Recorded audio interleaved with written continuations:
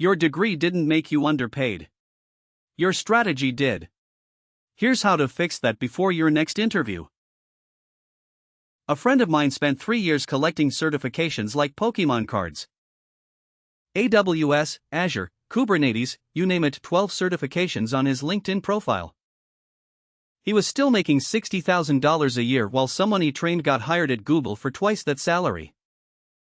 The difference was not talent, and it was not luck.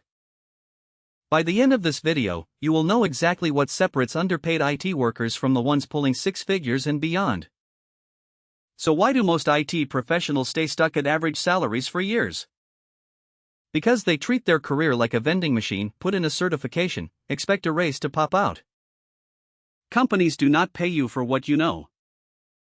They pay you for the problems you can solve that nobody else on the team wants to touch.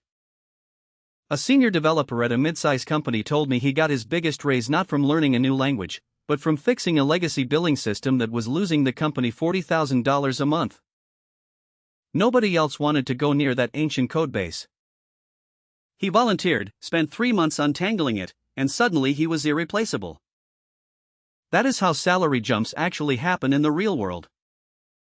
Stop collecting credentials and start collecting proof that you make money or save money for the business. Now let us talk about which skills actually command premium salaries in today's market. Cloud architecture and DevOps are still paying extremely well, especially if you can design systems, not just maintain them. According to Robert Half's 2025 salary guide, cloud architects are pulling between $150 and $190 in major metros. But here is what most people miss: the technical skill alone is not what gets you there. The professionals earning top dollar combine deep technical ability with one critical soft skill: they can explain complex systems to non-technical executives. If you can sit in a room with a CFO and translate infrastructure costs into business outcomes, you become the bridge between engineering and leadership. That combination is rare and incredibly valuable.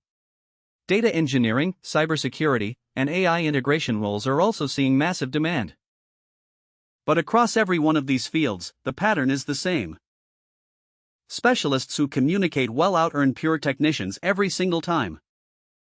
Pick one domain, go genuinely deep, and then learn to speak the language of business. Skills matter, but leverage is what actually moves your salary number. And you need to build it before you are desperate for a new job. Start contributing to open source projects in your area of expertise. Even small contributions make your name searchable. Write about what you are learning on LinkedIn or a personal blog, even if it feels awkward at first. A hiring manager at Spotify once told me they found 3 of their last 5 senior hires through technical blog posts, not job applications. Build a portfolio of real projects that show what you can do under pressure and with constraints. Every side project, every contribution, every article becomes a piece of evidence that you are worth more than your current paycheck. Your GitHub profile should tell a story, not just collect dust. Network with people 1 or 2 levels above where you want to be, not just your peers.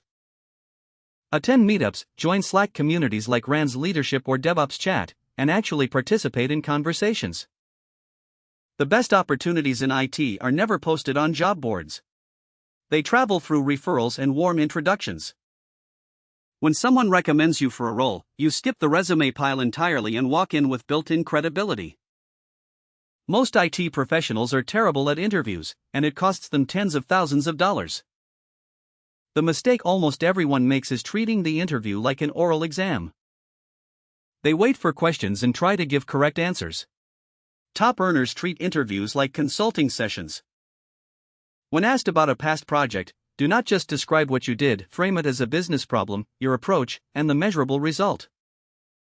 Amazon calls this the STAR method, and there is a reason every big tech company has adopted some version of it. Practice telling 3 to 4 stories from your career that showcase leadership, technical depth, and business impact. These stories should be so polished you could tell them at dinner without thinking. Research the company's actual technical challenges before you walk in. Read their engineering blog, check their job postings for patterns, look at Glassdoor reviews from engineers. Then in the interview, reference specific problems they are facing and explain how your experience maps to solving them. You are not begging for a job, you are showing them what they would lose by not hiring you. This is where most people leave serious money on the table. Salary negotiation is not aggressive or rude, it is expected, especially in IT. According to a Glassdoor survey, candidates who negotiate receive on average 7 to 10% more than those who accept the first offer. On a $100,000 salary, that is an extra 7 to 10 grand every single year, compounding over your entire career. Never give your salary number first. When asked about expectations, say something like, "I would love to understand the full scope of the role before discussing compensation. What budget range do you have in mind?" Always negotiate after receiving a written offer, not during interviews. And do not just negotiate base salary. Stock options, signing bonuses, remote work flexibility, learning budgets, and extra PTO all have real financial value. A friend negotiated a $15,000 learning budget at Microsoft that let her attend conferences worldwide and build a reputation that led to her next role paying 40% more. Think of negotiation as a conversation about fair value, not a confrontation. So here is your one move for tonight. Open a blank document and write down the 3 biggest problems you have solved at work in the last 2 years.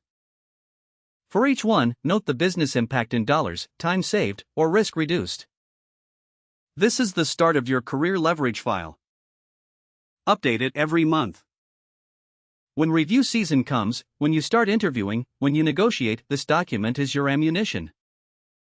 You are not just an IT professional. You are someone who solves expensive problems. Start acting like it, and the salary will follow. If this helped you see your career differently, subscribe, because we are going much deeper on this channel.